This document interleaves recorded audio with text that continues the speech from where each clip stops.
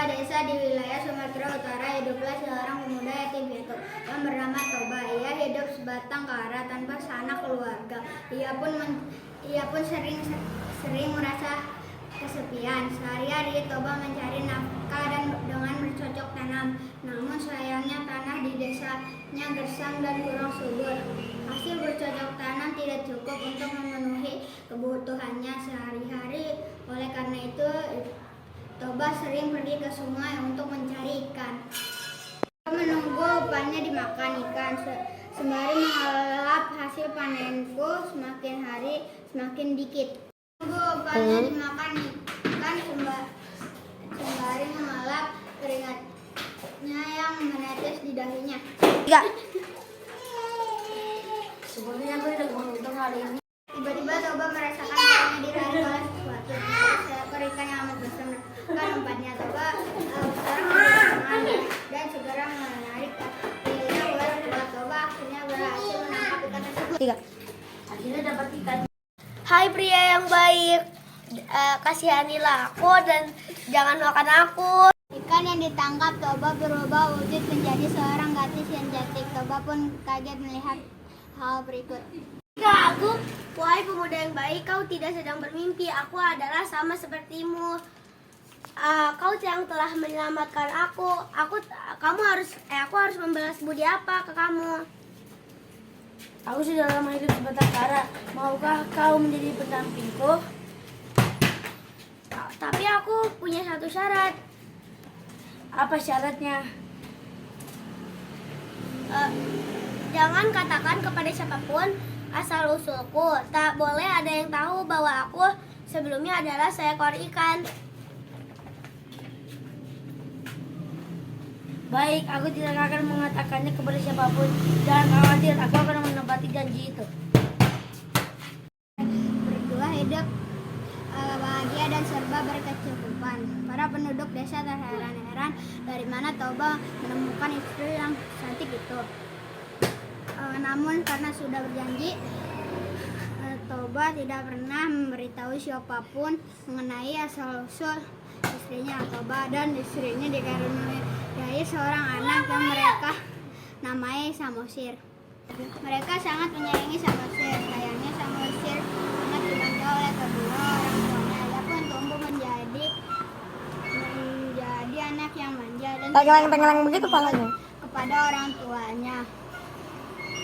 Ia tak pernah mau membantu orang tuanya. Pala lu ngapa, Mas? Ia meminta Samosir untuk Tumpah nih, Mo. bantunya di ladang atau mencari ikan. Ia selalu menolak. Seringkali ayahnya marah, tetapi Samosir Liatin apaan sih, Mas? meminta pertolongan ke ibunya. Dah. Satu, kabar ibu. Prit.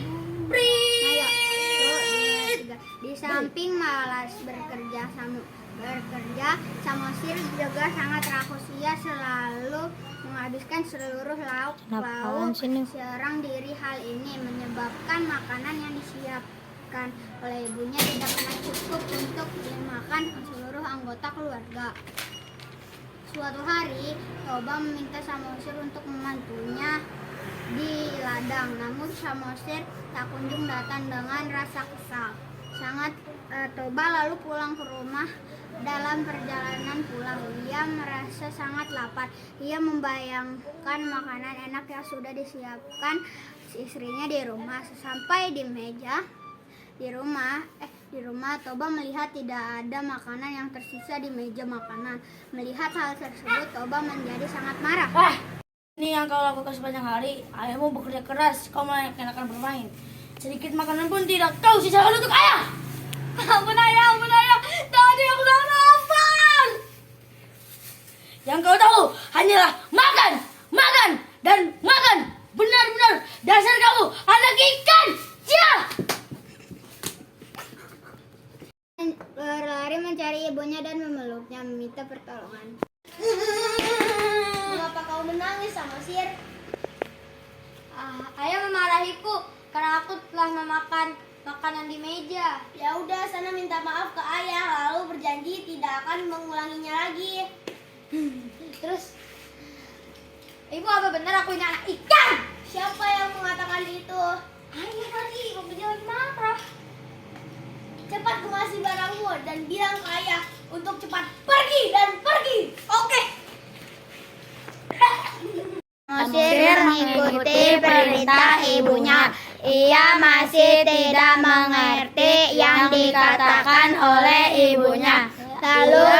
Ia lalu menoleh ke belakang, tetapi ibunya sudah menghilang. Dari bekas pijakan ibunya keluar air yang sangat deras. Perlahan-lahan air semakin banyak dan mulai mengenangi rumah dan desa. Samosir lalu berlari dan menceritakan semuanya ke ayahnya.